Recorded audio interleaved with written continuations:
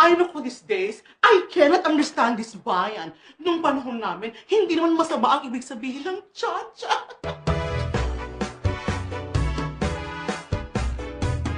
Alam mo, may ibig sabihin ang bawat step ng cha-cha. Step 1, put your right foot forward. Ibig sabihin, tinatansya mo ang tubig. Or better yet, ipapasok mo ba ang puso mo sa masalimot na mundo ng love? Step 2, this second top is crucial. Dahil sinasabi mo sa partner mo, ready, papasok ako. Step 3, ihakbang mo papasok ang iyong left, di magugulat siya. But that is exactly the point. And then, you make him habol, habol, habol, habol, habol. Step 4, iti-take mo na back step ang iyong left foot na ganyan. Medyo itatap mo pa ng tut, tut, oops, and then parang sinasabi mo, are you teasing me? And then, oops, back, back, tease, and forward, and clutch, and tanta. Ang saya-saya, hindi ba? Pero tinan mo ang ginawa ng mga isa. Paborito ko sa'yo na cha-cha! Simple lang naman ang cha-cha. Step 1. Step your right foot forward.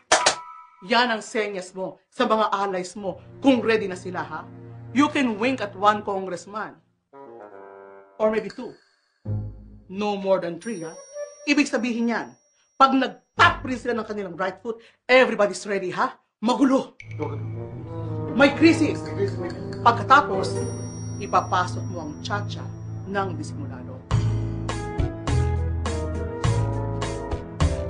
Step 2, tap your right foot a second time. Kung makakalusot, okay tayo. Bago papasukin ang big step 3, ipasok natin sa gitna ng impeachment. Impeachment? Gumawa tayo ng ingay. Pagdasalin natin pati ang press secretary. Amen.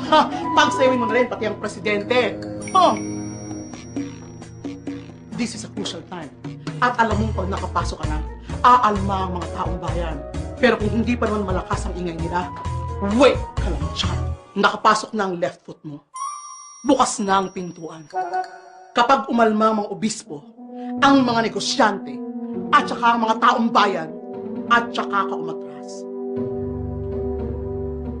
Step 4. Loko. Hayaan mo lang na magkaroon ng iskandalo hanggang sa mawala ang focus sa'yo. Ganyan lang ng ganyan. Paulit-ulit hanggang sa makalusot. Yan ang cha-cha naming mga kongresista. Akala mo makakaisa ka pa, baboy ka? Subukan mong humakbang uli nang makita mong hinahanap mong cha-cha. Ang lakas ng loob mo, ha? Hoy! Tapos na ang revolusyon. Tapos na ang mga protesta nyo. Ang mga taong bayan ngayon, mga tanga. Ang mga magagaling, nagsipag-abroad na. Ang mga natitira dito, yung mga walang magawang sumasali na lamang sa wawawi, tumataya sa loto, o naghihintay ng remittance abroad. This country deserves people like me. Isang araw, magugulat ka na lang. Matanda ka na pala. Kami, nandito pa rin. Over my dead body! Over my dead body daw. Ibigay ang gusto ng gaga. Last step. Pag hindi talaga umubra ang cha-cha, edi, emergency rule. Magulo ang mundo eh.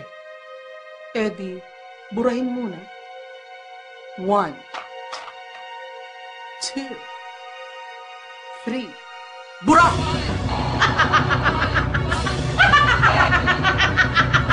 Buhay ka pa? Ha? Ikaw? Can you stop me? Can you stop us? Halika. There. Magkita tayo. Sa kongreso? Sa kalsada? Ikaw. Saan? Halika. Sayaw tayo.